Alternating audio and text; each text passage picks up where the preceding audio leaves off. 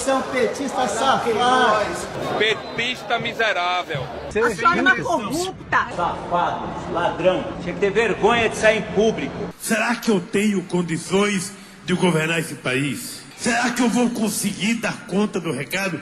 Vamos fuzilar a petralhada aqui do Acre, hein? Nós somos o povo Bolsonaro. Nós somos Dois Brothers Podcast.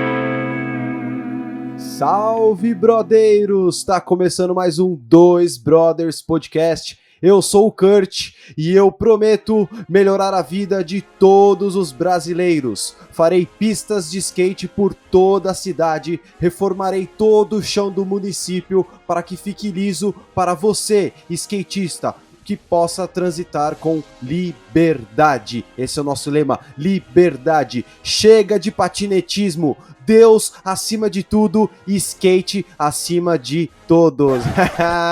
É mais ou menos por aí o discurso. E hoje, meus amigos, minhas amigas, o papo vai ser sobre a bipolarização, adjetivos, o ódio contra o outro, petralhas, coxinhas, ateus, religiosos, carnívoros e veganos. Você sabe o que é política? Hein, brother? Eu te pergunto, minha irmã, meu irmão, você sabe o que é política? Pois é, para responder essa pergunta, eu trouxe um grande brother, meu amigo, historiador, geógrafo, cursando mestrado em educação. Salve, camarada Fabrício Domingues! Uma salva de palmas, senhores! Salve, salve, Kurt. Como é que tá, cara? Tudo bem? Cara, prazer enorme estar aqui, mano, participando aí do podcast. E vamos aí, cara, vamos desenrolar esse papo aí, vamos tentar desvendar aí algumas questões aí que estão na ordem do dia, né? Na nossa sociedade, nas discussões das redes sociais, nos bares, nos botecos, né? Então vamos trocar essa ideia. Maravilha, mano. É um enorme prazer pra mim receber você aqui, Fabrício. Como é que tá a vida, mano? Tá tudo certinho? Ah, cara, tamo indo, né, velho? É a pandemia aí, né, cara? Uma correria. A gente que tá em sala de aula aí, vivendo uma nova realidade, compreende? Então, estamos aí na correria como todo mundo, né, cara? Levando e seguindo. Na luta. Já tomou a sua vacina, Fabrício? Já tomei a primeira dose, esperando a segunda, né, cara? Esperando a segunda dose aí. E você, como é que tá esse negócio da vacinação, hein? Eu tomei minha primeira também, velho. Fiquei com medo, porque eu não gosto de vacina, né, velho? Tenho medo de agulha, né? Aquela coisa de tirar sangue, tomar injeção. Eu tenho medo, velho. Tenho tatuagem, mas tenho medo. Mas eu fui com tudo, de boa. E foi... Putz, mano, e foi tranquilão. Foi tipo, sei lá, 0 segundos. Foi... Indolor, né, cara? E, porra, aqui qualquer reação, qualquer tipo de dor também vale mais a pena. Com certeza, velho, com certeza. E eu não tive reação nenhuma também, viu, Fabrício? Eu fiquei de boa, mano. Porra, que bom, velho. Eu tive uma reação leve, assim, cara. No outro dia eu acordei meio zoadão, assim, meio pesado, mas só que foi um dia só e foi tranquilo e seguiu a vida. Vamos aí, rumo a... Lembrando aqui, ó, brothers, que a vacina, ela não deixa imune, né, mano? Ela impede o agravamento do vírus. Então, tomando vacina ou não, você que ainda não tomou, você que já tomou, vamos usar máscara e vamos sempre se cuidar, não podemos esquecer esse pequeno detalhe, não é mesmo, Fabrício? Exatamente, cara. E não escolher vacina, né? Tomar que tiver no posto, seja... porque não é comida não, pra você... o cardápio, não... Não dá, o negócio é tomar a vacina ali e já era, né, cara? Ô, Fabrício, vamos lá então, mano. Vixe, Maria, episódio de hoje aí, velho. Ai, mano. Exato. Eu queria, mano, perguntas básicas, assim, pra gente tirar algumas dúvidas com a galera, né, mano? Então, a primeira pergunta que eu queria fazer pra você é: o nosso governo é entre esquerda e direita, né? Vamos começar por aí. O nosso governo é um governo de direita, ô Fabrício? Ele é um governo de direita. Eu diria até que ele é um governo de extrema direita, né? Pelas suas ações, pelos seus discursos, pelas suas práticas, né? É um governo que ele agrega dentro dele o que há de mais reacionário, né, na sociedade brasileira. Ele é um governo que ele expressa exatamente um pensamento colonial que percebe, que vê a população, a classe trabalhadora, como apenas, né, uma forma de ganhar mais dinheiro, e é extremamente preconceituosa. Então, você tem preconceito das mais variadas formas, e isso é expresso nos discursos, na linguagem e também na forma de governar, né? Não, tá claro, o lance do eu não seria operado por um médico cotista. Isso são características de extrema-direita, correto? É porque a extrema-direita ela tem um discurso mais radical, não é? Quer dizer, a extrema-direita, a gente pode dizer assim que Ela não tá necessariamente ligada a nazismo, né? Tipo, também faz não parte, mas necessariamente. A gente pode fazer comparações, mas essas comparações elas têm que ter algumas restrições, não é? Porque é um movimento histórico, real, concreto e dinâmico dentro da sociedade brasileira, dentro de um contexto histórico específico.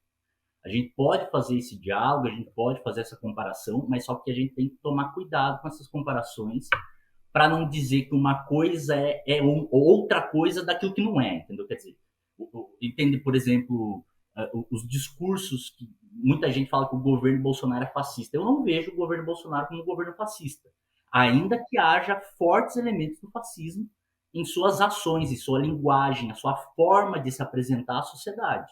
Mas isso não caracteriza um governo fascista, compreende? Então a gente pode fazer essas comparações, mas guardadas as devidas proporções.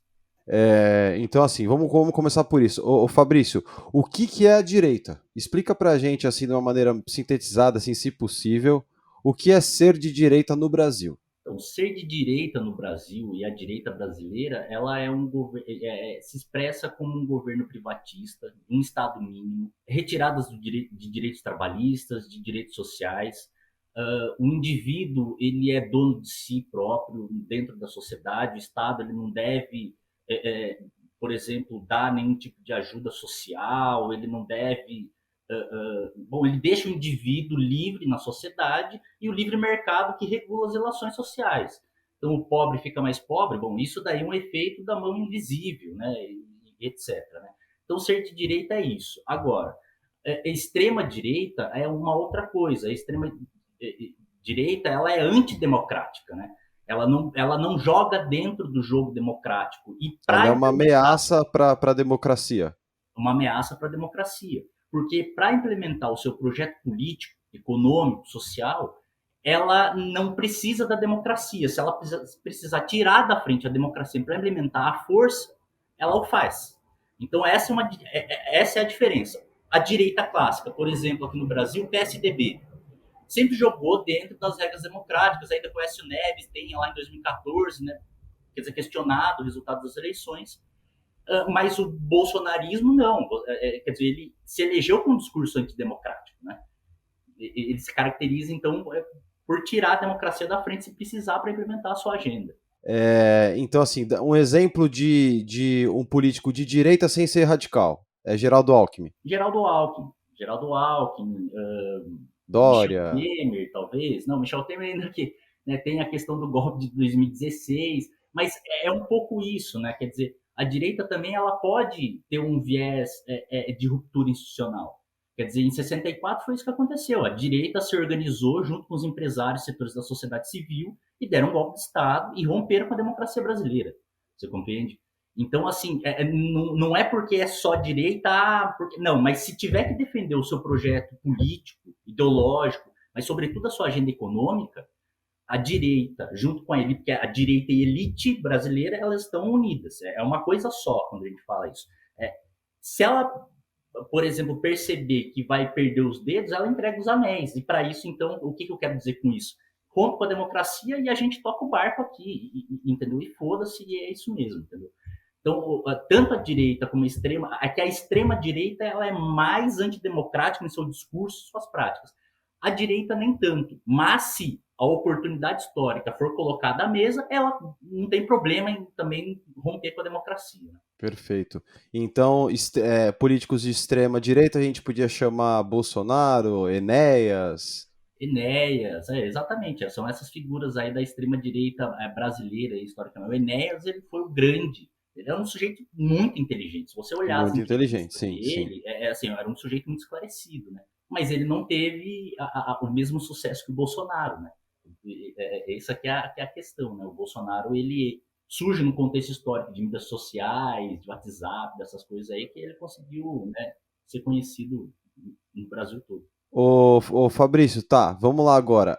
E a esquerda? Vamos falar de esquerda e esquerda radical. O que é ser de esquerda no Brasil? ser de esquerda no Brasil hoje é uma coisa meio complexa, né? Porque, só para, né, a gente tentar contextualizar, assim, o governo petista, por exemplo, hoje ele é tido como um governo de esquerda. Durante o governo petista, pelo menos na minha opinião, e aí junto com outras pessoas também, tínhamos a compreensão de que o PT ele tinha um viés, um governo, tinha uma agenda econômica da direita. Ele toca a agenda econômica da direita a ferro e fogo, a todo vapor. Por que eu estou dizendo isso? Na minha concepção, ser de esquerda não é ser petista. Compreende? Ainda que o PT tenha dado ganhos sociais, etc., um monte de coisa, mas a matriz econômica do governo petista é toda de direita, toda. Não tem uma reforma, não tem uma medida que vá no sentido de um governo de esquerda. Bom, então assim, a esquerda brasileira hoje, ela ainda está se construindo. Acredito que a esquerda brasileira ela ainda está se construindo, mas ser de esquerda é aquele sujeito que defende os direitos sociais, mas que, sobretudo, né, na minha concepção, é aquele que defende a emancipação da classe trabalhadora frente à burguesia. Isso é ser de esquerda, uma esquerda pura. Quer dizer, o que nós vemos da esquerda hoje, brasileira, é uma esquerda que ela não defende uma agenda da classe trabalhadora, né? Mas ela é também uma esquerda que hoje defende pautas das mais variadas. Então, a esquerda hoje ela é muita coisa, mas eu não vejo a esquerda organizada também. Você diz formada como uma unidade. Isso. Você não tem, por exemplo, onde nós conseguiríamos ver uma unidade? Se nós tivéssemos um projeto político de esquerda a ser defendido. Por exemplo, eu sou de esquerda e tudo bem. Eu não vejo nenhum partido, nenhum tipo de organização com um projeto político de fato. Para falar, olha, isso daqui para mim é algo que me interessa, é algo que vale a pena eu me envolver de corpo e alma. Não há. Mesmo o PSOL, por exemplo, se você olha o programa de governo do PSOL, um governo, você pega o partido mais pelego de esquerda da Europa, é mais radical do que o plano de governo do PSOL, por exemplo. Compreende? Então, a esquerda brasileira clássica, aquela da classe trabalhadora, como foi os movimentos operários do Lula e etc., você tem peão de fábrica mesmo, isso daí, hoje nós não vemos mais. Né? Você acha que isso ficou no final dos anos 80 ou não? Eu acho que foi uma oportunidade histórica do movimento operário naquele momento, né? Dentro do contexto de ditadura militar, etc., e que aquela oportunidade histórica de fazer, de fato, uma revolução ou algo nesse sentido foi perdida lá atrás, porque tinha mobilização da classe trabalhadora mesmo, né? E eu estou falando dos peões. Hoje a gente consegue ver, por exemplo, os entregadores de aplicativo. Eles são os novos operários, eles estão aí se organizando e tal, não sei o quê, mas a gente não consegue perceber um movimento, de fato, assim, unificado, que une todas essas pautas da classe trabalhadora. Não há, eu vejo pautas dispersas, né? Eu vejo coisas muito... A própria questão de ficar esperando o Lula foi preso. Desde que o Lula foi preso até a soltura dele, o Boulos ensaiou uma certa liderança, mas nós não conseguimos construir um projeto político, como eu estou falando. A gente não conseguiu construir uma ideia de Brasil, de nação que a gente quer. A gente ficou esperando o Lula sair, entendeu? E aí, quer dizer, 2022 está aí e a gente vai ver o que vai acontecer, né? Rola uma vaidade na esquerda, você não acha, o Fabrício? Desse lance, tipo assim, para prefeito, o PT podia ter apoiado o Boulos, mas não, foi lá e lançou o Gilmar Tato. Isso foi uma vaidade, você não acha? Então, é uma demonstração de desunião de esquerda. E a própria visão que o PT tem da política. Porque como em 2018, cara. Qual foi a muleta que elegeu o Bolsonaro? O antipetismo, da demonização do PT. Exato. Se o PT, naquele momento, tem uma leitura de que, olha, não vamos lançar candidato, já que o Lula não vai, não vamos lançar candidato, e vamos deixar o jogo seguir. O Bolsonaro provavelmente não ia ser eleito. Provavelmente. É só uma leitura. A gente brinca de imaginar, né? Claro. Se isso tivesse acontecido. Mas, é pelo menos uma leitura que eu faço. É uma falta de estratégia, é uma falta de compreensão política. E aí é o que você falou, aqui na prefeitura é a mesma coisa. Os caras preferem lançar um desconhecido, que é o Gilmar Tato, ao invés de fazer uma unidade com o Boulos. Isso está se desenhando para governador. Não, e tava claro que o Gilmar Tato não ia chegar nem nos pés do Boulos. Não, mano, tava claro, cara. Jamais. E esse cenário está se desenhando para governador. O Boulos é o candidato do PSOL e o PT ainda não lançou nenhum pré-candidato, mas o que tudo indica será o Haddad. Você fragmenta a esquerda, de novo. Você precisa ter uma unidade, você precisa ter um programa. Qual é um programa? É o que nós queremos para amanhã. Essa é a pergunta que a esquerda, em geral, deve se fazer.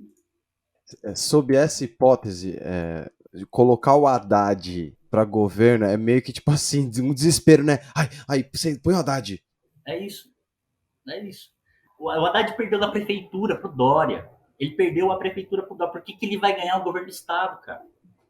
Não vai ganhar. É uma falta de cálculo político, cara. Você está queimando ainda no sujeito que ele poderia ir para deputado, que ele poderia ir para outro cargo, né? Mas não, né? Tenta lá. Claro que tem a questão de marcar posição, mas entra de novo, né, na questão da unidade, na questão de você promover, né, criar um projeto político. Ô, Fabrício, o que é existe a extrema esquerda? O que seria a extrema esquerda se ela existe? Ah, legal, cara. A extrema esquerda é a esquerda mais radical no sentido de que, pensando na esquerda brasileira, vamos fazer essa brincadeira. A esquerda brasileira hoje, ela acredita na via institucional. O que é a via institucional?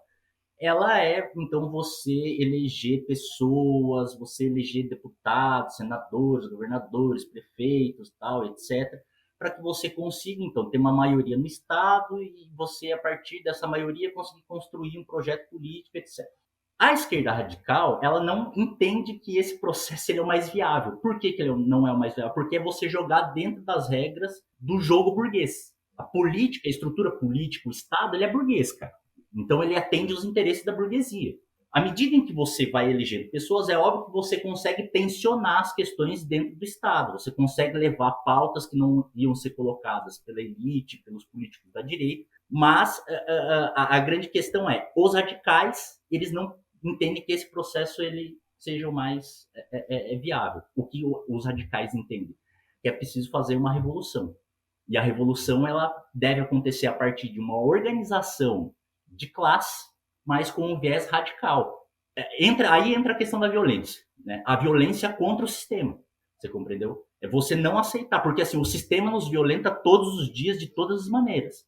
Por que não fazer também contra o sistema, né? É lutar com unhas e dentes por uma sociedade pós-capitalista. É isso a extrema esquerda, né? Ele não acredita na via institucional. A via ela deve ser revolucionária. Então, você deve romper com isso através de mobilizações populares, se precisa através até da violência mesmo. Tá, então vamos lá. Exemplos de políticos de esquerda, a gente pode chamar o Boulos, um político de esquerda. Sim. E o Haddad? O Haddad, o Lula, quer dizer, são essas, mas dentro disso que eu falei, quer dizer, é esquerda, mas o governo não é um governo que, né, a gente pode chamar, né, de esquerda puramente, porque tem esse viés, né, neoliberal e tal. Mas é isso, são esses candidatos. Nós não temos candidatos de extrema esquerda, né? Os candidatos de extrema esquerda no Brasil basicamente não existem, né? Você tem partidos que têm uma postura mais radical. Por exemplo, o PCB, Partido Comunista Brasileiro. Se você pega a agenda política do PCB, o plano de governo do PCB em 2014, que lançou o Mauriazi como candidato, você tem uma ideia de governo que é assim, romper com a propriedade privada, fazer a reforma agrária, extremamente radical. Você tem que fazer reformas profundas na sociedade. Mas assim, quantos votos o Mauriazi teve em 2014? Não deve ter chegado a 10 mil. Você compreendeu? Então, assim, tem o PCO também, que tem uma visão mais radical, mas assim, são grupelhos que não tem peso suficiente, né, tanto nos movimentos, né, quanto na sociedade, né, infelizmente.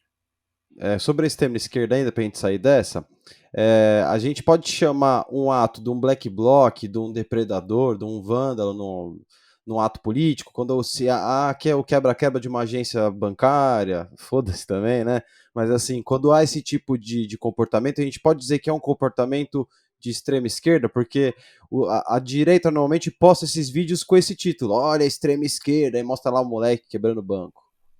É uma postura de extrema esquerda, porque é uma ação direta. É uma violência ali, no caso, simbólica, né? Ela não é uma violência real. Ela é uma violência simbólica, porque o sujeito vai lá, quebra a vidraça de uma agência bancária. Que tipo de violência esse cara cometeu? É um símbolo do capitalismo a agência bancária. Então ele vai lá, quebra a vidraça, e aquilo tem um símbolo, né? Aquilo lá não é uma violência de fato, você compreende? Então, assim, é uma postura radical porque é uma ação expressão, direta. é uma expressão. É uma forma de expressão radical, compreende? Porque eu posso ir pro ato e gritar, tal, não sei o quê, etc, saco de bandeira, beleza, tá ótimo. Mas também tem essa ação radical que pode ser sim considerada de extrema esquerda, pelo menos na minha compreensão. Fabrício, agora, cara, essa daqui eu confesso que eu demorei a entender, né? Eu queria conversar agora, que a gente já falou direita, esquerda, extremos, centrão versus centro. Para quem tá ouvindo, existe uma diferença, né? Me corrija se eu estiver errado. Ser de centro é um posicionamento político. Centrão é um grupo organizado dentro do Senado e do Congresso. É tipo isso? Como é que é, velho? É bem isso mesmo, né? Quer dizer, são partidos que, na verdade, dentro da política brasileira, o que é o centrão? O centrão, ele joga de acordo com quem está no poder. O centrão, por exemplo, amanhã, se o Lula for eleito, ele vai ser base do governo Lula. Por quê? Porque, né, ele vai querer negociar cargos, ele vai querer negociar várias coisas, emendas parlamentares e tal, né? Então o Centrão, ele é o antigo, porque ele acabou diluindo, né, o PMDB. Então o PMDB, durante muito tempo, ele foi o fiel da balança desse Centrão. Mas como se intitula de Centrão? Como que o partido fala, somos o Centrão? Como que isso como que carrega esse título? É automático? É natural? É porque eles não se colocam nem como esquerda e nem como direita. Então nós não somos da esquerda, mas nós não somos da direita. Só que, aí é uma questão, agem como políticos de direita, apesar de se, né, dizerem que é do centro. Que são aqueles partidinhos e tal, não sei o quê. Tem aqueles partidos maiores, mas tem uns partidos menores que elegem um ou outro e tal ali. E essa galera não tem nenhum tipo de fidelidade ideológica. Esses caras não têm ideologia nenhuma. Esses caras estão lá por cargos, estão lá por interesses, estão lá para defender interesses de outros e assim por diante. Essa é a questão. Esse é o centrão, né, no contexto brasileiro. Agora, o centro, eu tenho dificuldade, cara, para pensar que alguém de fato é. Uma vez eu vi um amigo meu postando na internet que ele é de centro radical, você tá... Ou seja, ele tá sentado em cima do muro junto com o muro. Né? É o centro radical, cara. Mas assim, eu não consigo ver dessa forma. Eu acho que uma posição de centro, ela não existe. Porque todo o nosso discurso, as nossas práticas, ela tem um viés. Entendeu? Por mais que não seja de forma racional, mas ela tem um viés sempre. Sempre ela vai ter um viés. As suas escolhas no dia a dia, no cotidiano, as suas escolhas políticas, inclusive, de votar, né? Tudo isso tem sim um fundo de ideologia. Agora, a pessoa também ela pode ser afastada disso, né? Ou seja, não se envolver tanto, mas o posicionamento dela, ela sempre vai existir. Né? Esse negócio de ser assim, eu não sou nem esquerda nem direita. Para mim, quem tem esse discurso é mais direita do que esquerda. Para mim é isso. Se encaixa também esse lance do centro-esquerda, centro-direita? Também. Porque aí aquela centro-esquerda. Parece que a pessoa tem vergonha de falar que é de esquerda e falar que é centro-esquerda. Exato. Usa, né, de uma linguagem ali só para. Não, mas eu não sou uma esquerda radical, né? Então eu sou centro-esquerda. Não, eu sou centro-direita. Cara, isso daí para mim é jogo de linguagem, cara. Isso para mim não faz o menor sentido. As pessoas têm posicionamentos, as pessoas não, muitas vezes, colocam o seu posicionamento, né, para as pessoas. Mas, assim, esse negócio de centro, pra mim é balela, cara. Isso aí é papo furado. Agora, para usar, a gente colocou exemplo em todos. No centro, veja que peculiar. Em questão de ser de centro-esquerda, ou sei lá, o centro, a gente poderia dizer que o Ciro Gomes é de centro? Boa pergunta, cara. É porque ele fez um cálculo político. Ao meu ver, também é errado. Mas tudo bem. Qual é o cálculo político dele? Bom, ele tem uma agenda de desenvolvimento. Ele é tipo um nacional desenvolvimentista, lá como se fosse o JK, por exemplo. Ele é um cara sensível às questões da classe trabalhadora, ele é um sujeito para lá de preparado. Ao meu ver, entre os candidatos, em termos de preparação, ele é o mais preparado. Mas só que o cálculo político que ele fez, para mim, foi equivocado. O que ele tentou fazer? O que ele está tentando fazer? Ele está tentando pegar os eleitores que né, se desiludiram com o Bolsonaro e pegar esses eleitores para ele. Isso tá claro, né? Isso daí qualquer pessoa consegue perceber isso. Sim, sim. Está tentando fazer isso. Por que para mim é um erro político? Porque se ele se coloca, de fato, numa posição mais à esquerda, ele, no futuro, no médio prazo, ele poderia ser uma figura que a esquerda poderia, de fato, confiar. Agora, ele tomando esse tipo de atitude, pô, não dá, entendeu? Não é o problema atacar o PT e o Lula. O problema é a forma. A forma com que ele é muito parecido com o Bolsonaro. E ele está fazendo isso com um cálculo político, entendeu? Mas também eu não duvido de nada de que depois das eleições ele pode compor o governo PT, vai tranquilo, entendeu? A politicagem brasileira, cara, ela pode tudo, ela vale tudo. Então, assim, amanhã é que nem aquele Magno Malta, tá ligado? Quem é esse cara? Ah, ele é um sujeito ligado aos setores evangélicos. O Magno Eu sei que Malta... o Bolsonaro já falou de Magno Malta. Sim, então, era isso que eu ia falar. O Magno Malta era a base do governo petista. Base, tem vários vídeos dele do lado do Lula, do lado da Dilma e tal, levantando a mão e etc. E hoje o cara faz parte do governo Bolsonaro. E amanhã, se o Lula for eleito, ele vai fazer parte de novo, você entendeu? Então não tem essas questões, né, cara? A política brasileira é a política do vale tudo. Os caras não têm fidelidade ideológica, fidelidade política, isso não existe, cara. O que existe é interesse. Ô Fabrício, eu queria entrar nos ismos agora, né, velho? Tá essa fobia de comunismo, socialismo, vai para Cuba, o Brasil vai virar comunismo, bandeira vermelha, chamaram, agora discordou do atual governo, é comunista, é socialista, chamaram o Dória de comunista, chamaram o MBL de comunistas. Mano, explica pra gente aqui na sua base o que é o socialismo, barra comunismo, barra marxismo, se é que eu posso classificar assim.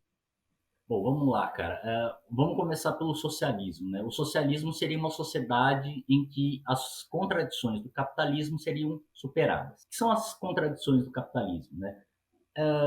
A relação entre proprietários dos meios de produção, né? A elite, a burguesia, né? E os não proprietários, a desigualdade entre homem e mulher, a desigualdade entre negros e brancos, né? A desigualdade, o acesso, né, aos bens produzidos pela sociedade. Então, o socialismo ele seria essa superação do capitalismo, né? Já o comunismo, né, ele é um exercício, assim, qualquer coisa que a gente diga o que seria o comunismo é um mero exercício de imaginação, né? Porque isso é uma tarefa histórica daqueles que estarão no fronte de batalha para transformar a sociedade uma sociedade comunista. Mas a sociedade comunista seria uma sociedade em que não haveria Estado, ela seria autorregulada, né? Então, os membros da sociedade decidiriam, por exemplo, os rumos da sociedade, de forma coletiva. A propriedade privada ela seria completamente abolida e, consequentemente, as classes sociais, você compreende? Então, todo o aparato institucional, político, forças armadas, exército, polícias, os aparatos jurídicos, tudo isso desapareceria e a sociedade se autorregularia dentro de uma forma produtiva coletivizada. Então, os produtos produzidos pela população, eles seriam distribuídos de forma a sanar as necessidades de cada indivíduo, né? Seria uma sociedade, então, que você não produziria excedentes, compreende? Você produz o necessário. Com isso, você tem uma sociedade um pouco mais igualitária, mais equitativa, melhor dizendo, né? Porque não é igualdade, os sujeitos não são iguais, né? Então você tem que ter uma sociedade equitativa, ou seja, a oportunidade de acesso aos bens produzidos de uma forma equitativa entre os seus membros, né? Então, mais ou menos isso que seria, né, uma ideia de comunismo, né, barra e socialismo. Tá, pra galera que tá ouvindo e tem essa fobia, né, que a gente comentou, É possível o Brasil se transformar numa nação comunista? Você acha que isso é aplicável hoje em dia? A gente corre esse risco ou esse benefício, seja lá a interpretação de cada um? Sim, o Brasil corre esse risco, mas daqui a 1000 anos. Tá. Vai demorar um pouquinho. Vai demorar um pouco. O que eu quero dizer com isso? É o que a gente estava falando no começo da conversa. A sociedade brasileira é extremamente conservadora, reacionária. O próprio desenvolvimento, né, da história brasileira mostra isso. Né? Nós estamos presos lá à colônia, os ideais da colônia, a gente não conseguiu romper ainda com essas estruturas, né, de pensamento e tudo mais. Então, no Brasil hoje, para a gente pegar os discursos aí, né, do bolsonarismo, de que o PT ia transformar o Brasil numa Venezuela, que o Brasil ia se transformar comunista. Veja, isso daí é um jogo de linguagem, porque dentro do bolsonarismo eles têm que fazer isso, porque é uma forma de alimentar o seu eleitorado. Então você tem que criar um inimigo comum. O inimigo comum é o comunismo. E todos aqueles que forem contra a minha ideologia são comunistas, portanto. Então, assim, é um jogo de linguagem. E eles conseguiram, de certa forma, balançar as estruturas. Porque, assim, de fato, você não consegue... uma pessoa que não tem tanta leitura política, ela não consegue dimensionar o que é esquerda, o que é direita, se o Dória é comunista mesmo, se não é. O Dória é comunista, imagina. O cara é dono de empresa, o cara é comunista onde, né, cara? Nossa, nada a ver. Então isso é um discurso empregado pelo bolsonarismo. O Brasil não tem a menor chance de se tornar um país comunista ou socialista. Não nesse contexto histórico que a gente vive. O máximo que a gente pode ter é um governo progressista. Só que um governo progressista dentro de uma estrutura conservadora que nós vivemos também pode ocasionar um movimento da direita. 64 foi isso, quer dizer, João Goulart, que era o presidente da época, ele não era um comunista. Ele não era um cara que defendia um governo socialista, etc. Ele era um cara progressista, ele tinha uma visão mais ampla do próprio capitalismo. Só que ele, no progressismo dele, foi lido de que forma pelas elites brasileiras? Como um socialista. Então deram um golpe. Então são questões que a gente tem que ficar esperto. Quer dizer, o progressista, o que nós teremos aqui, o que nós podemos ter no máximo é um governo progressista. Você compreende? E ainda assim nós temos que tomar cuidado, porque, veja, o governo PT, com também um viés mais progressista, sofreu um golpe em 2016. Isso pode ocorrer de novo, né? A história brasileira mostra que a democracia ela também não tem essa estabilidade, não. Né? O que o Marx acharia dos comunistas de 2021? Você acha que ele teria satisfeito falar, é isso aí? Ou você acha que a galera ainda falta ler mais, falta estudar mais? O que é o marxismo? Ele criou o comunismo? Ele é o pai do comunismo? A gente pode chamar assim, Fabrício? Bom, o que o Marx acharia hoje do movimento comunista internacional? Quer dizer, ele ia perceber que, sim, isso vários autores marxistas têm dito, né? E nós vivemos uma fase pré-insurrecional. O que isso quer dizer? No mundo todo têm sido colocadas agendas de retirada de direitos trabalhistas, de pauperização, de empobrecimento da classe trabalhadora, e que num dado momento a classe trabalhadora ela vai se rebelar. Isso está claro para alguns autores. Acho que Marx estaria também nessa mesma leva aí. Eu acho que ele teria essa leitura, mas não sei se ele estaria satisfeito. Né? Porque o que eu estou dizendo, a classe trabalhadora, enquanto organizada dentro de um projeto político de fato comunista ou socialista, não existe. Né? Nós estamos brigando ainda para tentar conseguir alguma coisa dentro do jogo democrático burguês. Hoje eu acho que seria muito inviável. Agora, o que é marxismo? Né? O marxismo é uma teoria. Né? Quer dizer, o marxismo ele surge a partir dos escritos de Marx e Engels. Né? Marx, então, ele passa a desenvolver uma teoria que ele tem uma leitura do capitalismo. O que o Marx faz, ele lê o capitalismo. Por que, por exemplo, é fundamental ler o Capital? A obra-prima, talvez, de Marx. Porque ali ele destrincha o que é o capitalismo. Ele não dá nenhum tipo olha, vamos ter que derrubar o capitalismo para construir o socialismo, e o socialismo deve ser isso, aquilo. Ele não tem uma fórmula, ele não faz uma fórmula. Isso daí não existe nos escritos de Marx. Né? Mas a grande maestria, a grande contribuição de Marx foi compreender o capitalismo de cabo a rabo. Então, o marxismo ele é um instrumento para entender a nossa sociedade. Marx, apesar de ter escrito isso lá no século XIX, ele estava fazendo uma leitura do começo do capitalismo. O capitalismo ele estava começando em ascensão. Então, ele começa a perceber todo o movimento que estava ocorrendo na Europa e ele tem uma leitura muito interessante. Então, o marxismo, hoje, ele é mais do que uma ideologia, ele é um instrumento de ação, ele é um instrumento para a gente poder compreender o capitalismo e tentar não cair nas armadilhas, né, políticas que o capitalismo nos coloca. Então, eu acho que o marxismo hoje ele é um instrumento fundamental para a luta política, para que a gente possa construir uma sociedade mais justa, mais igualitária. Você acha que rola esse lance de marxismo cultural nas escolas, doutrinação dos professores com os alunos? Você acha que o Marx também foi crucificado, cara? Se eu falar de Marx, falar assim, vou dar um exemplo, Marx, por exemplo, os caras, ixi, isso aí é comunista, ixi, isso aí é... É curioso isso, Kurt, porque assim, esse tipo de erração mostra o quanto Marx é importante. Porque se ele fosse um autor irrelevante, ninguém ligaria. Pode ler, pode falar desse cara, que esse cara não tem relevância nenhuma. Entendeu? Isso mostra o quão é importante se conhecer, se aproximar, ler, compreender, etc.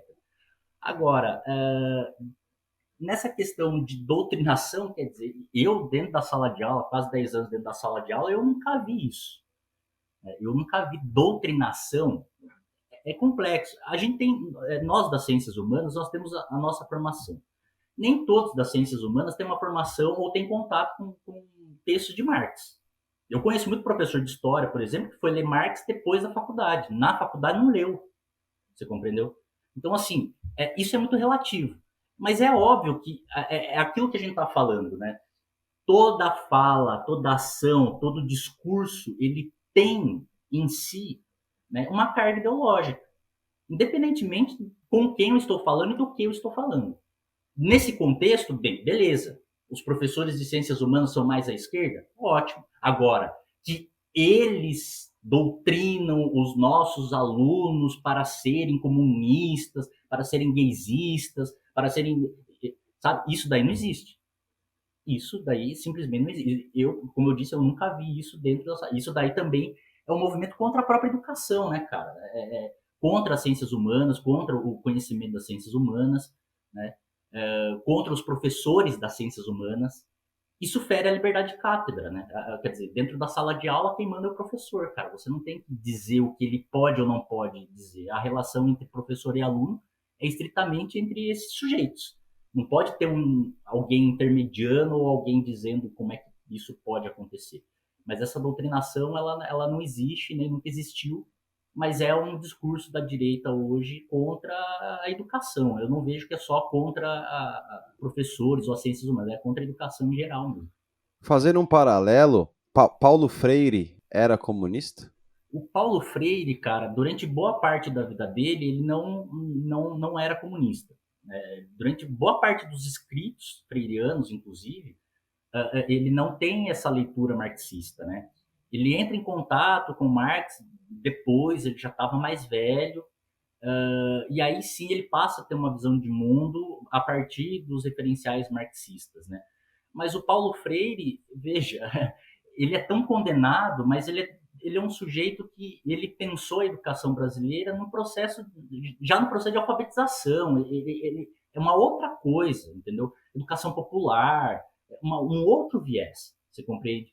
Hoje, por exemplo, a direita coloca o Paulo Freire como o grande responsável pelo fracasso da educação brasileira. Cara, e se eu te dizer um negócio que, assim, o Paulo Freire foi esquecido tanto nas universidades, pela academia, nas universidades de pesquisa, ele foi esquecido durante um bom tempo, e por conta desse discurso da direita é que ele começou a ser revivido, entendeu? O cara falou, não, peraí, vamos resgatar o Paulo Freire, vamos ler, vamos estudar, vamos produzir coisas sobre e tudo. E tem saído estudos muito interessantes de outras leituras, né, do pensamento de Paulo Freire. Mas, assim, Até porque o Paulo Freire, né, os escritos do Freire, não estão presentes nas políticas educacionais brasileiras, entendeu? Eles não têm um referencial teórico. Claro que usa aqui, mas não é o grande referencial para a formação das políticas públicas brasileiras. Então não tem como nem culpar o cara por conta disso, entendeu? Mas ele sim, no final da vida dele, ele tem essa virada aí mais à esquerda quando ele entra em contato com Marx, né? Ô Fabrício, para quem tá ouvindo, a gente consegue explicar quem foi Paulo Freire rapidinho? Então, o Paulo Freire foi um grande educador brasileiro, né? Ele foi responsável por uma experiência de alfabetização em Angico, em que ele usava um método de alfabetização extremamente novo, inovador, quer dizer que ele inventa um método de alfabetização de jovens e adultos, né? Tem que deixar isso claro, em que ele consegue fazer as pessoas lerem e escreverem algumas coisas em um mês e meio. Então é algo revolucionário. Então a importância do Paulo Freire é óbvio. Ele tem outros escritos que ele pensa a educação brasileira, mas ele foi um grande teórico da educação brasileira, ele foi um grande pensador, ele fez várias reflexões sobre a educação brasileira, teve a sua importância. Ele foi secretário de Educação da cidade de São Paulo no governo da Erundina, teve sim a sua importância na educação daquele momento, mas, como eu disse, né, não tem grande peso nas políticas educacionais, mas é um autor extremamente importante de se ler, de se conhecer, vale a pena. Máximo respeito a Paulo Freire. Voltando aos ismos, ô Fabrício, para a gente também não deixar de falar, consegue resumir aí o que é o capitalismo? O que é o verdadeiro o capitalismo? Ele é selvagem, mano? O capitalismo ele é selvagem, né, ele, por essência. Bom, então o capitalismo ele é uma forma social, né, historicamente determinada, ela não é algo que foi dado pela história de forma natural, ele é uma forma social específica sobre circunstâncias específicas, não é uma forma social perfeita que foi evoluindo ao longo do tempo, que nós chegamos à perfeição. Então o capitalismo ele é uma fase histórica. Em algum momento o capitalismo ele vai deixar de existir, porque se você perguntar lá para o cara que vivia no Império Romano se um dia o Império Romano ia entrar em declínio, ele ia falar jamais. Ele ia falar jamais. O Império Romano jamais irá cair. Compreendeu? Então é a mesma coisa hoje, né? Hoje, se você dizer para um sujeito normal, você acha que o capitalismo... Não, nós chegamos no processo mais evolutivo da humanidade, etc. Não é assim. Uma hora ele vai acabar, o que vai ser? Depois a gente, né, a tarefa, como eu disse, daqueles que estarão lá. Mas o capitalismo ele se estrutura na relação de exploração entre proprietários privados do meio de produção e trabalhadores. Um dos objetivos centrais do capitalismo é a obtenção de lucro, compreendeu? E essa obtenção do lucro é através da exploração do trabalhador. Como é que isso ocorre? Só para a gente ter uma ideia, assim, vou simplificar bastante isso, tá? Por exemplo, um sujeito tem uma jornada de trabalho de 8 horas por dia, geralmente é o que as pessoas têm. A gente pode dizer que dessas 8 horas, 2 horas desse trabalho é o que a gente chama de trabalho necessário. O que é o trabalho necessário? É o trabalho necessário para que ele pague o próprio salário. Ou seja, à medida em que ele trabalha, ele gera lucro, e se a gente pegar esse lucro gerado, é o que paga o salário dele. E aí tem a questão, sobra 6 horas. Essas 6 horas vai para onde? Vai diretamente para o bolso do proprietário dos meios de produção. Compreende? Então, a estrutura social, ela é exploratória. Mas, mais do que isso, o capitalismo, ele precisa de desigualdade. Ele precisa de pessoas pobres. Ele precisa de pessoas desempregadas. Porque ele precisa de um exército de desempregados para que, se ele precisar, né, tirar um empregado e colocar outro, tem uma fila na porta ali esperando. Então, o capitalismo, ele gera desigualdade. A desigualdade, ela é um fenômeno interno que, vamos dizer assim, dinamiza o próprio capitalismo, e ele se estabelece nessa relação de exploração entre proprietários dos meios de produção, né, e os trabalhadores. Só para ressaltar, os meios de produção são as máquinas, as ferramentas, a terra, etc. Né? Então, o proprietário privado dos meios de produção, ele explora aquele que não tem nada. Né? O trabalhador, ele só tem a sua força de trabalho. Então, por exemplo, se você escolher, não vou mais trabalhar, o que acontece com você? Definha. Você morre de fome, você morre de sede, você não tem onde morar, você não tem o que vestir, compreendeu? Então, assim, O capitalismo ele te obriga. Alguns autores vão dizer que o capitalismo é a forma social que aperfeiçoou a escravidão. Porque ele pressupõe que você tem uma liberdade, mas você não tem liberdade. Por que você não tem liberdade? Porque se você decide não trabalhar para um proprietário privado dos meios de produção, você morre de fome. Então você não tem escolha. Você compreende? Você não tem escolha. Você é livre para vender a sua força de trabalho. Só isso, a única liberdade que você tem. De resto, a tua liberdade ela é ilusória. Nós nunca vivemos numa liberdade plena. Né? O Marx vai dizer que nós, até a derrocada do capitalismo, nós viveremos a pré-história da humanidade. Com a derrubada do capitalismo, aí sim nós passaremos a viver a história. Por que a história? Porque aí os indivíduos serão livres de fato, as pessoas poderão escolher os seus caminhos, as pessoas terão a sua liberdade. Né? Então, o capitalismo ele se estrutura nessa relação aí de exploração entre proprietários e não proprietários. Normalmente, o brother sempre, quando você, principalmente quando eu era mais novo, anticapitalismo, e aí o brother sempre falava assim, mas você vai viver sem dinheiro? Então a galera meio que liga isso, né? Tipo, ser capitalista é usar dinheiro, usar cartão de crédito. É claro, à medida em que todos nós somos capitalistas, né? Porque nós vivemos dentro de uma sociedade capitalista. Então, se eu sair daqui agora e for no mercadinho comprar um pão, eu estou entrando numa relação capitalista, em que eu troco dinheiro por uma mercadoria, compreendeu?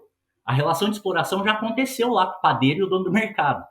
Mas essa relação de troca de mercadorias em dinheiro e mercadoria, ela é uma relação puramente capitalista. Então, nós vivemos dentro de uma sociedade capitalista, nós somos capitalistas, nesse sentido. Nós não somos capitalistas no sentido de... não somos proprietários privados do meio de produção. Então, nós não ajudamos o capitalismo a se consolidar, mas entramos em relações capitalistas. À medida em que eu vendo a minha força de trabalho para a dona da escola que eu trabalho, eu estou entrando numa relação capitalista. Não tenho como fugir disso. É impossível. O trabalhador ele é a engrenagem, né? Não tem... Ele é a engrenagem, ele é o sistema, ele é a essência. Sem um trabalhador não há produção, sem um trabalhador não há riqueza. A grande questão é quando é que a classe trabalhadora tomará consciência do seu papel na sociedade. Porque perceba, 1% da população mundial detém a mesma riqueza que os outros 99%. Se a gente pegar isso daí, quer dizer, você desapropriar 1% da população e você distribuir isso de forma equitativa e os meios de produção também serem coletivizados, quer dizer, a gente já consegue acabar com a desigualdade, entendeu? Dá para acabar com a desigualdade dessa forma. São essas relações aí que o capitalismo nos mostra e nos dá. Né? Ô Fabrício, mantendo a linha de ismos, o liberalismo ele é um filho do capitalismo, ou ele é um braço, ou ele está dentro lá? Bom, o liberalismo ele está dentro do capitalismo. Ele é uma teoria que ele, inclusive, ajuda a dar bases, né, para o capitalismo se consolidar. Né? O liberalismo ele é praticamente o deixe-fazer, né? O laissez-faire, que foi empregado lá nos Estados Unidos. Mas o que é isso? É a não intervenção do Estado. O que comanda a sociedade? As leis do mercado. E então o liberalismo ele pressupõe que tem uma mão invisível entre os produtores privados e que essa mão invisível ela vai regular as relações sociais, de forma a chegar um momento em que a sociedade ela vai chegar numa harmonia, compreendeu? Através dessas relações de mercado. Então, o liberalismo, ele é isso, né? A não intervenção do Estado na economia, você tem que ter quanto mais entes privados na sociedade, melhor, né? Então, o liberalismo, ele podemos dizer que ele é parte, né, do capitalismo, porque ele é o que dá as bases aí para o capitalismo se consolidar ao longo do século XIX, né? Mas eu também quero chamar a atenção porque é um capitalismo que não prevê por exemplo, a não intervenção do Estado. Há o capitalismo que pressupõe também, porque o que acontece? Aí que a gente tem que chegar, o X da questão, né, cara? O Estado, né? Porque o Estado, ele é o órgão que vai regular essas questões entre proprietários privados e o mercado. À medida em que, por exemplo, o capitalismo, ele necessita... veja a crise de 2008. A crise de 2008 agora aconteceu lá nos Estados Unidos, etc. O que aconteceu em seguida da crise? O governo norte-americano foi lá, fez uma injeção de 900 bilhões de dólares. Depois fez um aporte de 1 trilhão. Depois fez mais um aporte de não sei quantos trilhões. Bom, e aí o Estado? O Estado que não precisa. O Estado liberal. Você compreende? Então o Estado, ele age de acordo com as necessidades do capitalista. Se ele precisar ser intervencionista, ele vai lá e interfere, mas ele interfere para que haja o lucro. É o que a gente estava falando do capitalismo. Se ele precisar sair de cena, bom, ele sai de cena também, porque ele é um instrumento da burguesia, da elite e tudo mais. O livre mercado, deixa eu usar um exemplo aqui, me corrija se eu estiver equivocado. Quando eu trabalhava na Marechal Deodoro, tinha ali os vendedores de fruta, né, Fabrício? Sim. E, velho, por mais de uma vez eu já vi aquela Kombi da prefeitura chegando, os caras de coletinho amarelo, indo tomar as frutas desses vendedores ambulantes. E aí sempre é aquela coisa, um conflito. Eu já assisti umas 2, 3 vezes essa cena, então me emociona até de tipo, porra, mano, coitado. Você vê que o vendedor, ele fica puto. Ele tá sendo pego ali porque ele não tá declarando, ele não paga imposto, esse cara que tá vendendo ali, certo? E também essa venda não tem uma secretaria de saúde, de higiene por trás para saber a procedência dessa fruta e etc. Isso é o livre mercado? O livre mercado é defender que esse cara possa vender fruta à vontade e foda-se? De certa forma, sim. De certa forma, sim. É você deixar as pessoas... Porque dentro da ideologia liberal, capitalista, esse sujeito que está indo lá vender banana no Marechal Deodoro, ele está começando uma vida empreendedora, ele é um empreendedor. Essa é a visão. De certa forma, eu acredito que sim. Que esse é o livre mercado. Então, deixar o cara vender, porque esse cara ele está empreendendo, ele está começando um negócio dele. A questão é que você tem um Estado, né? E o Estado ele não permite que isso ocorra.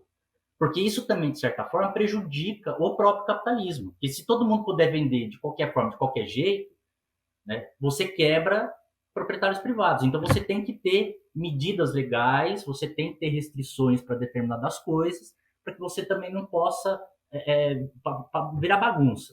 A coisa não pode virar bagunça. Então, você tem que ter certos parâmetros a serem seguidos para você poder vender, abrir um negócio. Quer dizer, você abre uma porta na tua garagem, já no outro dia vem um fiscal da prefeitura falar, e aí, cara, cadê o alvará, cadê o imposto, cadê tal coisa, entendeu? Então, o capitalismo também funciona dessa forma, né? Ele sempre tende, né? O Estado também, ele sempre tende a agir de modo a defender os interesses dos grandes capitalistas. Né? O pequeno capitalista, ele não é tão interessante, mas o grande capitalista que é importante para as ações do Estado. Né? Ô Fabrício, continuando nesse exemplo que eu já falei do caso vendedor de fruta, a gente pode também enxergar essas startups como o iFood, até mesmo a Uber, que essas empresas terceirizam mão de obra, então são empresas de um mercado mais aberto também? Elas são porque, inclusive, ela tem a liberdade de não contratar trabalhadores diretos, contratam empresas ou fazem mecânica. O iFood, você tem o iFood para cliente e o iFood para o motoboy, não é isso? Sim.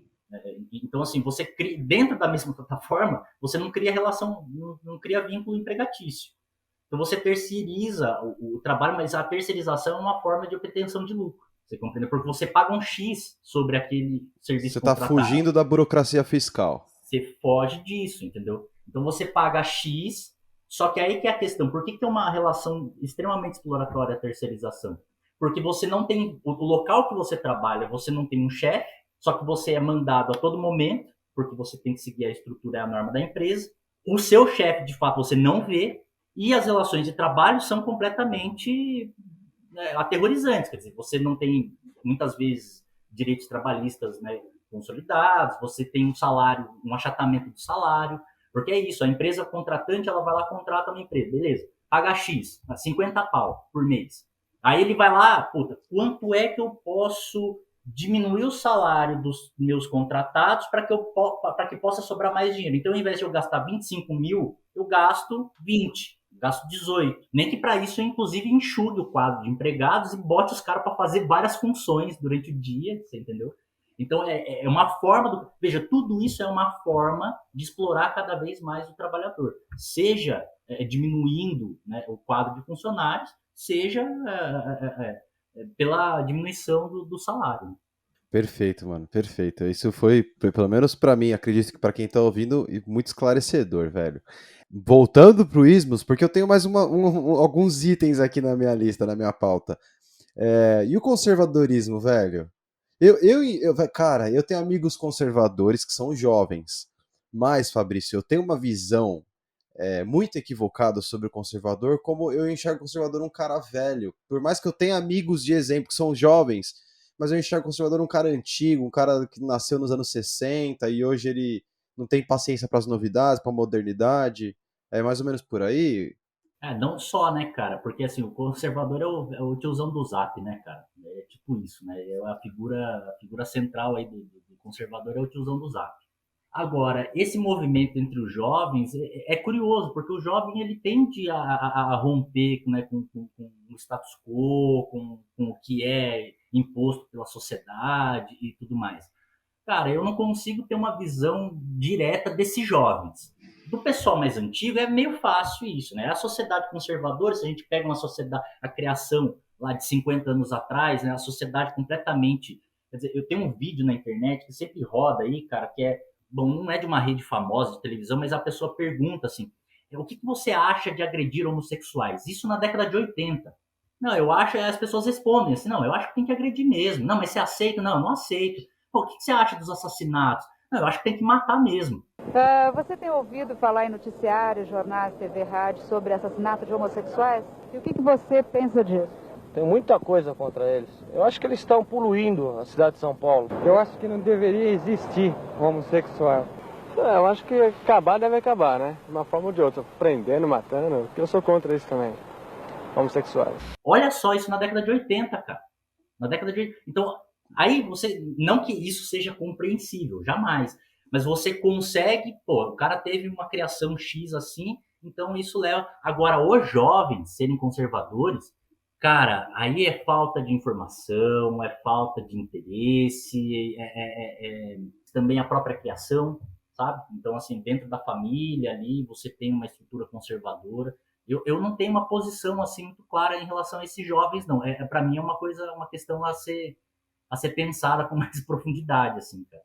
Porque não dá para entender mesmo, assim, não dá para entender. Galera da nossa idade... Até mais jovem, assim. Eu tenho amigos que eram punks na adolescência, Fabrício. Punk na adolescência e é conservador hoje em dia, cara. Então, cara, não dá para entender. Assim, como é que esses caras se colam num discurso completamente conservador, completamente fora da nossa realidade, né? Como é que essa galera adere a isso, né? Isso é uma coisa que eu ainda não consegui compreender. Cara, eu tenho alunos. Eu tenho alunos, já tive outros, ainda tenho, cara, extremamente conservadores, mano. E assim, 15, 16 anos. Mas isso também é uma coisa que, assim, a gente tem que falar, a internet. Porque a internet tem de tudo. Você compreendeu? Então, a internet também, ela pode ser uma ferramenta muito boa, mas ela também pode ser uma ferramenta usada de forma equivocada. Então, à medida que essa pessoa entra em contato com esse tipo de conteúdo, meu, porque é convincente, cara. Você já assistiu essas coisas? Brasil Paralelo? Tal. Já. Se você vai bobo nesse negócio, pô, você acredita, é bem produzido, o negócio é bem feito. Os docs do Brasil Paralelo tem depoimento de professor universitário, especialistas, cientista político, tudo pra te convencer que... Se você vai bobo, o que é ir bobo? Quero conhecer sobre política, eu não sei por onde começar. O cara começa por aí, pô, começou errado, entendeu? Porque não tem base, né? Aí a gente volta lá para educação, quer dizer, a gente forma sujeitos que saem do ensino médio que mal sabem ler e escrever. Como é que você quer que esse cara ele tenha um posicionamento político coerente dentro da realidade que ele vive, você compreendeu? O cara é trabalhador, mas o cara defende até a morte o patrão dele. O cara é um trabalhador fudido, o cara, mano, ganha mal, com relações trabalhistas completamente degradantes, mas o cara defende o governo que tá lá retirando os direitos dele, você compreendeu? Então, assim, isso também é um fruto de uma educação deficitária, você compreende? Porque as pessoas não conseguem ter uma compreensão de mundo, não conseguem ter uma visão de mundo um pouco mais definida, né? Mas aí também é outra coisa, quer dizer, o próprio processo de politização que a gente passou nos últimos tempos, que foi uma politização rasa. É uma diferença. Você pode chegar aqui no Brasil hoje e querer conversar com político com qualquer pessoa, o tiozinho que está ali no bar. Só que esse sujeito não vai ter uma compreensão política satisfatória. Ele vai ter acesso às coisas da política, mas ele não vai ter uma análise satisfatória, na grande maioria das vezes. É diferente de você vai para a França, você pega o camponês mais pobre, pergunte para ele sobre questões políticas. Esse sujeito ele vai dar uma aula para você. Por quê? Porque a sociedade ela é politizada de fato, você entendeu? Ela compreende o movimento que está ocorrendo. Na nossa sociedade, não. Vide aquilo que nós estávamos falando já hoje. Quer dizer, a polarização entre o PT é o demônio, o PT é o comunista, quer dizer, quem aderiu a esse discurso não sabe nada sobre política. Não sabe. De verdade, outro dia entrei numa discussão por causa do Lula sobre os crimes, né, que ele cometeu. E eu falei assim pro meu brother, eu prefiro não opinar nisso agora. Aí ele, porque você vai ficar isentão, né, Kurt, que você é de esquerda, não sei o que. Eu falei, não, cara, sabe o que acontece? Eu não li o processo do Lula. Eu não li, cara. Se eu for comentar alguma coisa, é sobre o que eu ouvi nas rádios, na televisão, na internet. E isso tudo é uma informação enxugada. Então, eu não posso confiar, cara. Eu não li o processo, eu não sei nem se ele foi acusado mesmo do triplex ou se... Eu não sei. Assim, o que a gente sabe é o que a gente assiste. Então, hoje em dia, Fabrício, eu tomo muito cuidado quando eu vou me posicionar. Eu prefiro falar assim, cara, eu acho que funciona dessa maneira, mas eu não sei porque eu nunca fui. O meu brother, porque o Trump tá mó lixo lá nos Estados Unidos. Cara, eu acredito nisso também, mas é de acordo com o que eu leio, porque eu não moro lá, eu não me especializei em política americana para saber se os republicanos estão certos ou os democratas. Então, assim, eu Ricardo, tomo muito cuidado para não cometer esse tipo de gafe, porque você fala uma coisa que você não sabe é feio, tá ligado, mano? O problema é que as pessoas compram o discurso, né? E comprar o discurso é um problema. Porque você compra um discurso, você não sabe o que está por trás desse discurso. Você não sabe quais são os interesses desse discurso. Né? Durante o processo do Lula, por exemplo, não teve uma mídia, da grande mídia, que não bateu no cara, você compreendeu? Então, e o outro lado? E as questões? Tá certo o processo? Tá equivocado? Mas por que os caras estão falando que... Você entendeu? A mídia não apresentava nenhum tipo de recurso para que a gente pudesse, de fato... Quer dizer, quem correu atrás conseguiu compreender as falhas e tal, mas, no geral, quer dizer, a população, a forma de comunicação, né, como chega a informação para a população em geral, ela chega pela metade. Ela chega enviesada e as pessoas compram o discurso. E esse é um problema, né? Você comprar o discurso sem, de fato, saber o que está ocorrendo, né? Quais são os interesses por trás desse discurso. E o Fabrício, sabe uma coisa que eu acho muito curiosa? Isso é muito curioso, cara.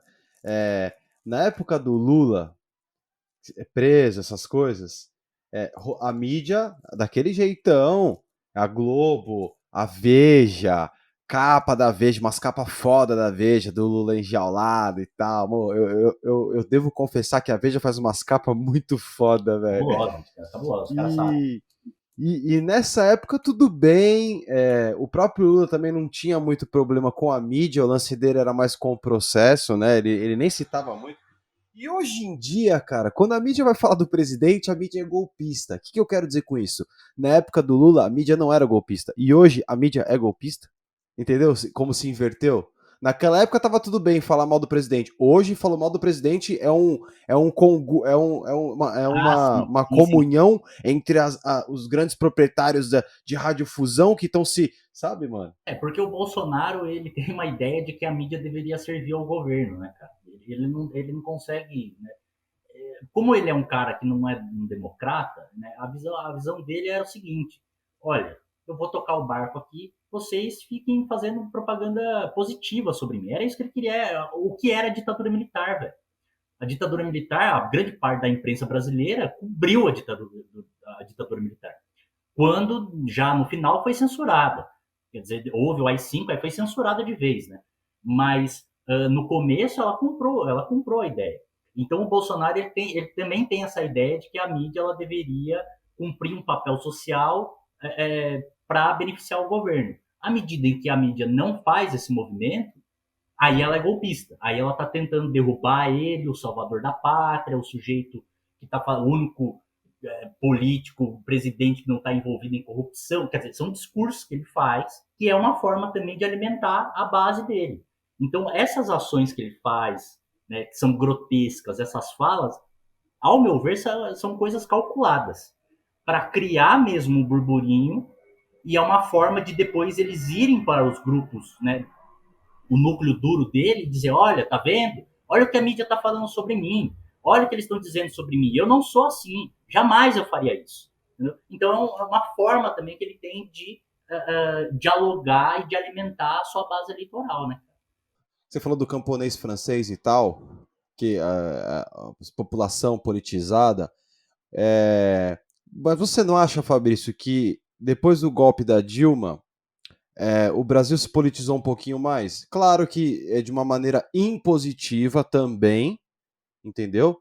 Mas eu acho que começou-se a se interessar mais por política, por exemplo, aqui em casa. Minha mãe, hoje em dia, ela tá, entre aspas, super antenada, acompanhando CPI e tal. Sim, cara. Assim, eu vejo a sua importância nisso, né? Dessa politização, eu quero dizer, né? Mas a minha crítica é a forma dessa politização, né? É uma politização rasa. É uma politização que é isso que a gente estava falando. Ela é criada a partir de um discurso jogado na mídia. A mídia, como um todo, ela fez com que a população se politizasse. Só que essa politização ela foi feita a partir de um discurso. Não é uma politização profunda, você entendeu? Cara, haja vista que a população brasileira não tem identificação ideológica. Você acha que a gente acabou gerando pseudo-intelectuais? Então, esse é um outro problema, porque daí parece que todo mundo se politizou e todo mundo pode falar sobre política com propriedade. Não é bem assim, cara. Não é bem assim. A gente escuta muito isso, cara, no dia a dia, você entendeu? O sujeito mal sabe falar, mas ele tá lá falando, vomitando um monte de coisa, se dizendo dono da verdade, entendeu? Porque eu vi naquilo, porque alguém falou isso, porque... Cara, isso é um problema sério, você entendeu? Esse é um problema sério. Mas aí eu volto a falar, para a gente poder ter um nível de politização com qualidade, a gente tem que pensar lá na educação, tem que pensar quais tipos de sujeito, por exemplo, discutir nas escolas o que é ética, o que é cidadania, de fato, você entendeu? Para as pessoas poderem se interessar. Boa parte dos meus alunos, né, do Estado, por exemplo, do ensino médio, que estão no terceiro ano, já estão em idade de poder tirar o título de eleitor. As pessoas, apesar de haver esse movimento, essa galera tá querendo ficar longe disso. Eu não quero tirar o título de eleitor porque eu não quero me envolver nisso e tal, não sei o quê. Porra, e deveria ser o contrário, você compreendeu? Se muita gente tivesse uma educação, de fato, voltada para a cidadania e tal, as pessoas se interessariam pela política de uma forma mais próxima e mais fiel daquilo que é a política. Ou seja, ter uma leitura da política, de fato, como ela é feita. Né? Não comprar esses discursos aí que são colocados, né, goela abaixo, praticamente, das pessoas. E como as pessoas não têm capacidade de ter filtro por conta de uma educação deficiente, bom, aí a gente tem um problema. Fabrício, voto impresso. O que você acha disso? Então, isso daí é uma forma que o Bolsonaro, né, quer dizer, eu não acho nada disso, né, cara? Eu acho que isso daí é só mais uma cortina de fumaça que ele tenta fazer para dizer, olha, as urnas não são confiáveis, eu estou dizendo que tem que ter o voto auditável. É uma forma que são coisas que ele utiliza para fomentar a base dele. São artifícios para causar. Para causar, porque o argumento dele não sustenta nem em pé nem deitado, cara. Entendeu?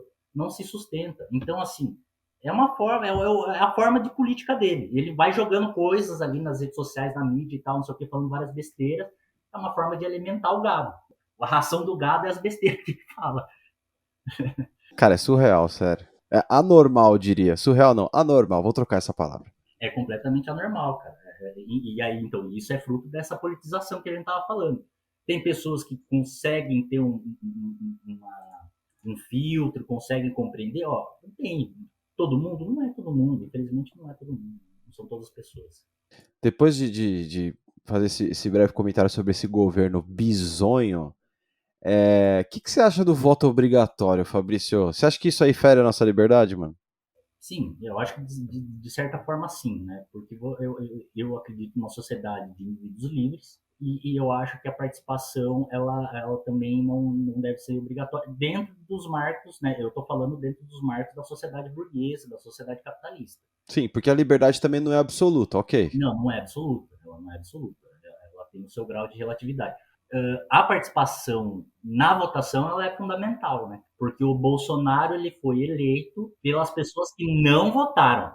E assim, não foram votar porque não é a questão de obrigatório. Você vê que o voto obrigatório, ele não, de fato, hoje, ele não tem um peso grande. Porque todas as pessoas não vão, porque assim, o Dória foi eleito porque muitas pessoas deixaram de votar, o Bolsonaro foi eleito porque muitas pessoas deixaram de votar. Então, assim, a participação no contexto que nós estamos vivendo, ela é fundamental, cara. Entendeu? Esse negócio, inclusive, de voto nulo e tal, também é outra coisa que, cara, hoje não tem mais sentido você defender voto nulo, cara. Não há sentido nenhum, porque você tem que ir lá e marcar uma posição, seja ela, por exemplo, eu não vou votar no PT, mas se o PT estiver mais próximo de você, pô, então vota, entendeu? Dá esse voto. A gente não pode pensar nisso mais nunca. Isso daí foi muito, muito ruim para a política brasileira. Queria só fazer um comentário aqui, eu não lembro agora, eu podia dar uma pesquisada aqui. Eu sei que em 60, eu acho, foi eleito o rinoceronte cacareco. Você manja disso, cara? Não tô ligado dessa história não, cara. Eleições municipais de São Paulo, assim, eu posso estar errado um pouco em algumas informações aqui, mas eu sei que é isso. Eleições municipais de São Paulo ou Rio, um rinoceronte chamado Cacareco foi eleito, irmão. É sério. Caralho, mano. Então, assim, desde aquela época a gente já demonstrava uma certa insatisfação no cenário político. Acho que desde sempre, né? Mas assim, eleger um rinoceronte foi bizarro. E eu consigo comparar o rinoceronte com o Bolsonaro, vocês viram? Sim, totalmente compreensível. Mas assim, o Fabrício, entrando nessa área, vamos te chavar um pouquinho do o que é o fascismo, cara? É isso mesmo, né, cara? O fascismo também é um movimento que ocorre dentro de circunstâncias históricas específicas, dentro de um tempo e espaço. Ocorre na Itália num contexto de crise social, de crise econômica. Geralmente, esses governos autoritários, eles surgem justamente em momentos de crise. O que nós estamos vivendo hoje a nível mundial é uma crise econômica sem precedentes, estrutural e sistêmica, né? Porque autores dizem que nós também não vamos sair dessa crise. Essa crise ela vai até o fim do capitalismo. A gente vai permanecer em crise. Você comentou esse lance da crise, deixa eu só fazer uma intervenção aqui rápida. O nazismo foi assim também, né? Pós-tratado de Versalhes, a Alemanha fudida, pagando dívida da Primeira Guerra. Hitler se aproveitou desse momento que a sociedade estava fragilizada, né? E os judeus imigrantes indo para lá, abrindo comércio, aquela coisa toda. Ele falou: mano, é o seguinte, eu vou mexer no povo, mexer no bolso, no emocional, com um discurso muito bom, porque os fascistas trazem um discurso muito bom, cara. Eu não tô dizendo que assim, eu concordo com os ideais, mas em questão de convencer, Aristóteles estaria aplaudindo esses caras, falando: olha, a arte da retórica, vocês são foda, velho. Sem dúvidas, esses caras eles conseguem convencer sim, cara, porque você cria, primeiro, você cria um inimigo em comum. No caso da Alemanha nazista, você tem os judeus, então você cria o inimigo comum. No caso da Itália fascista, os comunistas. Então você cria esse inimigo comum e então você tem que criar uma unidade, você tem um viés extremamente nacionalista, religioso, você tem uma simbologia linguística muito forte. Quer dizer, no caso do fascismo, eles resgatam, inclusive, símbolos lá do Império Romano para poder justificar o que era. Mas o fascismo ele tem que ter apoio de base social. Ele também se estrutura a partir de que indivíduos livres constituem milícias para defender o governo, né? Ele busca essa unidade social, mas também ele é um fenômeno que não é só político, ele é social à medida em que ele é um projeto da elite. Ele não é um projeto de um político. Na Alemanha foi assim, na Itália também foi assim. A elite, né, ela adere a um projeto, ela se torna, então, autocrática. O que isso quer dizer? auto, próprio, crático, né, cracia, poder, então um poder próprio, em que ela exclui setores da sociedade do Estado, do poder decisório. Então você não tem mais eleição, as coisas vão ser do jeito que eu quero, vão ser implementadas a ferro e fogo, e quem tiver contra isso está fora do jogo político, está fora da sociedade, está fora de todo o resto. Então você persegue, você prende, você mata. Essa é a minha leitura do fascismo, né? Para fazer uma conexão, quer dizer, é aquilo que eu estava dizendo no começo, não vejo o governo Bolsonaro como um governo fascista. O que eu vejo é essa questão da autocracia burguesa, né? Porque setores da burguesia, não é toda a burguesia brasileira, setores da burguesia se aliaram a um projeto político que não existia e que foi sendo construído e gestado ao longo das eleições. Porque, ao meu ver, o Bolsonaro, quando ele começa as eleições, ele é apenas um idiota tentando ser presidente. Nada mais do que isso. Os discursos, as práticas ali que ele foi empregando ao longo das eleições, o agronegócio aderisse ao governo dele e colocasse a sua agenda. Está compreendendo? Ele não tinha um projeto de governo. Sim. Então chega essa elite agrícola e cola nele e fala assim, ó, nós temos uma agenda, nós temos um projeto, tá aqui, toma. Esse é o primeiro ponto. O segundo ponto, que são alguns setores da elite comercial, que a gente pode dizer a Madeiro, a Avan, esses caras todos, também aderem a esse projeto político. E também, não é que aderem ao projeto, né? De novo, eles vêm com uma pauta e falam, olha, nossa pauta é esta, o que você acha? E foram agregando.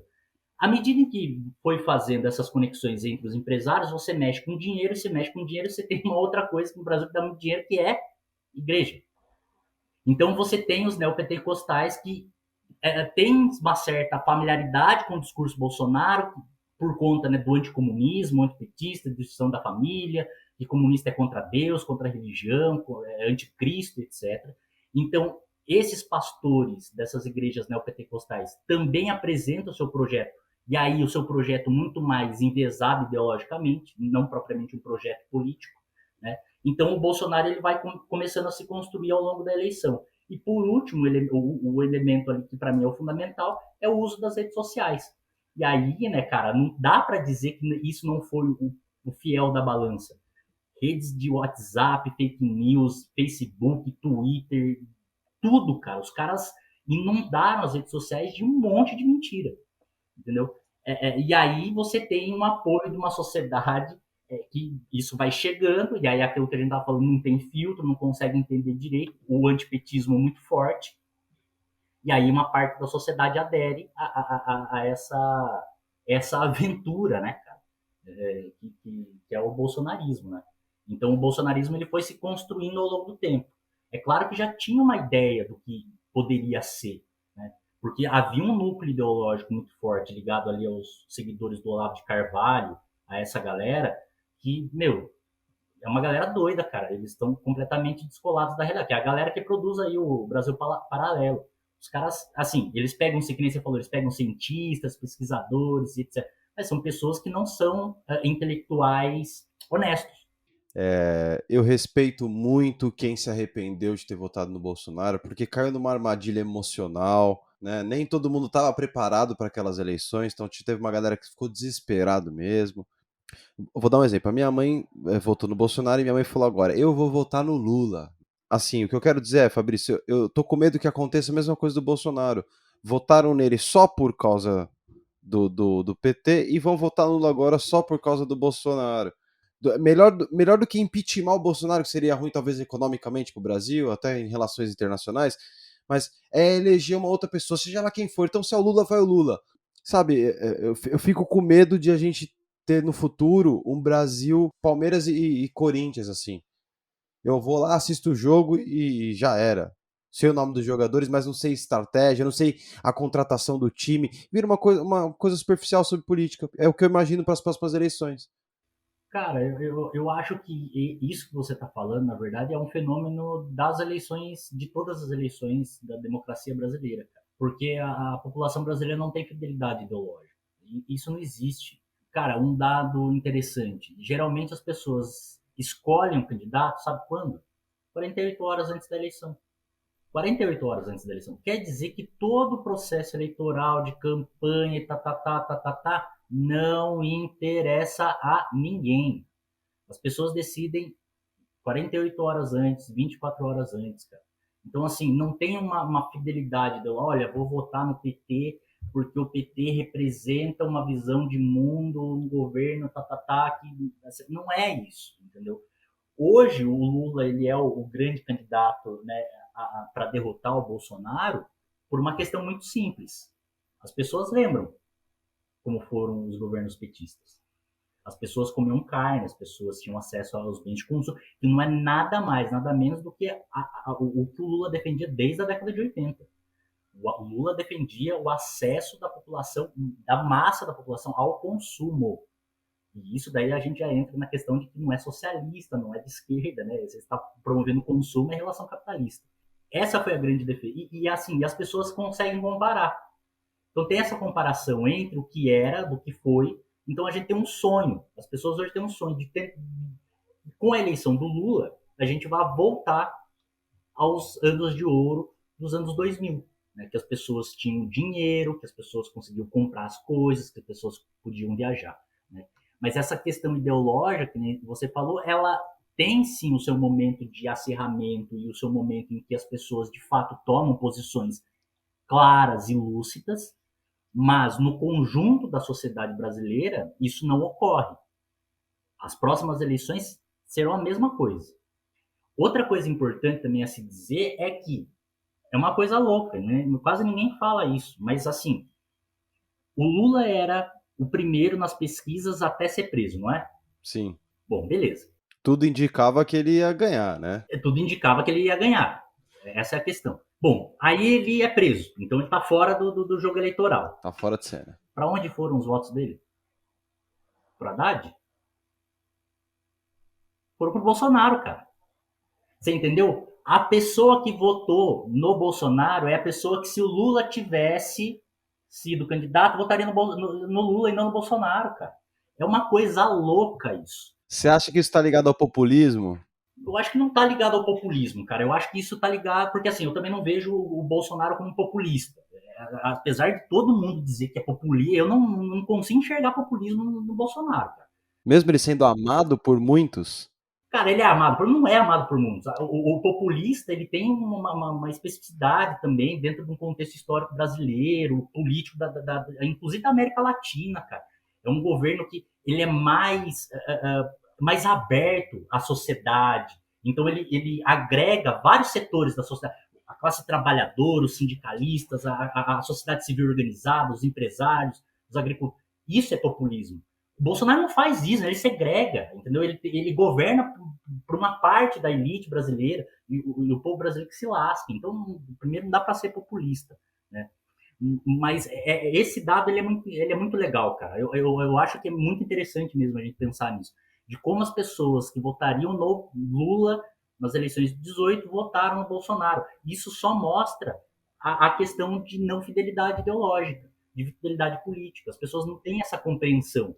É claro que votaram no Bolsonaro, por quê? Porque ele era um cara, pelo menos se colocava como um sujeito fora da política, um sujeito que era contra a corrupção, etc. E todo aquele movimento do antipetismo, que a gente tem que sempre levar em consideração isso, porque é uma coisa louca. Havia um antipetismo, mas não um antilulismo, se a gente for pegando as pesquisas frias, né? Frias, olhar dado, né?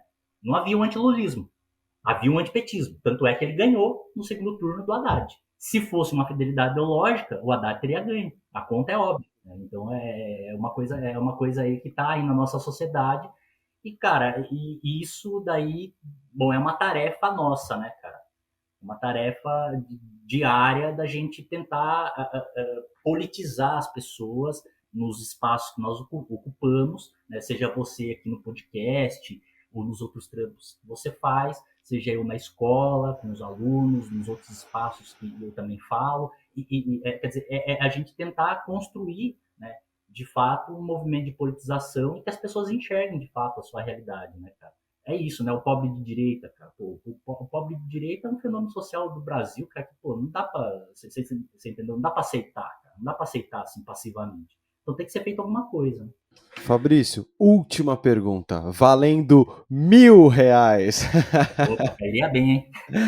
Ô, Fabrício, O que é o STF, mano? Pra que serve o STF no Brasil? É Supremo Tribunal Federal. Não, o Supremo Tribunal Federal ele é o guardião da Constituição. Então, ele tem a Constituição embaixo do braço. Qualquer tipo de medida judicial, qualquer tipo de coisa que seja contra aquilo que está dentro da Constituição, é dever do Supremo Tribunal Federal ter a leitura, né, e a compreensão sobre esse fato. Então, ele julga isso, de acordo com a Constituição, se isso é constitucional ou inconstitucional. Então, ele tem um poder muito grande, porque é a interpretação da nossa lei magna. Então, o Supremo Tribunal Federal ele é um órgão extremamente importante dentro do jogo político, do jogo institucional brasileiro. Ele é um fiel da balança. Por quê? Se você tem ministros mais conservadores, você tem uma leitura mais conservadora da Constituição. Se você tem ministros que, de fato, são legalistas, que entendem a lei como ela é, então você tem uma leitura mais fiel à Constituição. Agora, esse nosso STF, ele se mostrou que ele jogou de acordo com os interesses, né, de uma elite que queria tirar o Lula do páreo. Porque o mesmo STF foi o que deu causa ganha lá, né?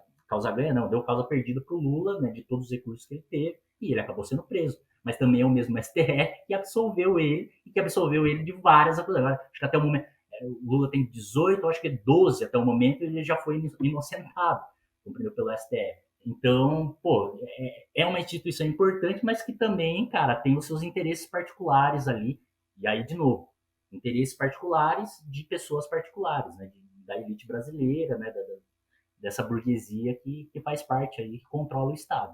Quem elege os ministros, ô Fabrício? Quem coloca eles lá? É a escolha do presidente da República. Então, se o Bolsonaro quiser, ele troca ou não? Ele tem a prerrogativa de indicar o ministro. Se eu não estiver enganado, de 2 em 2 anos, ou de 4 em 4 anos, o presidente tem poder de indicar um ministro para o STF. Mas também isso é de acordo com a aposentadoria, porque tem um número X, agora não me recordo. Então, à medida que um sai, o presidente em exercício tem a prerrogativa de poder fazer a indicação ao STF, né? Então, tem tudo isso. O Bolsonaro já indicou um, né? E está para indicar outro agora. Mas também tem que ser sabatinado pelo Senado. O Senado e a Câmara dos Deputados podem vetar, mas como hábito isso não ocorre. É difícil isso ocorrer. Com o governo Bolsonaro isso pode ocorrer porque, né, há um desgaste ali com o Senado, com a Câmara dos Deputados. Mas é prerrogativa do presidente a escolha dos ministros. Pô, então é isso, Fabrício. Muito obrigado pela sua participação. Cara, pelo menos pra mim foi mega enriquecedor. Acredito também pra quem tá ouvindo aí, porra, valeu muito a pena. Sua participação foi uma das minhas preferidas aqui do Dois Brothers Podcast até agora, velho. Da hora, cara. Eu fico muito feliz e honrado de participar de um espaço aí, cara, sobre trocar ideias variadas, né, cara? E é importante também ter esse espaço, né, para a gente poder falar, discutir de uma forma também, com uma linguagem aí mais acessível, né? Não sei se todo mundo conseguiu compreender tudo. São coisas complexas, a gente tenta dar a sua mastigada ali, mas, espero que todos tenham compreendido, que todos tenham gostado. E, cara, para mim foi uma honra, um prazer enorme estar aqui com você, cara. Valeu demais, mano. E para você que tá ouvindo, não se esqueçam de acompanhar a gente nas redes sociais, lá no Instagram, @2brotherspodcast. Esse episódio vai estar disponível em todas as plataformas digitais, beleza? E brothers que estão ouvindo aí, os brodeiros, por favor, mano, pesquisem mais de uma fonte, estudem, certo? Sejam mais plurais no debate e respeitem a opinião do coleguinha, valeu? Até o próximo episódio, muito obrigado, tamo junto, adiós. Somos os filhos do meio da história, gente. Dois Brothers Podcast.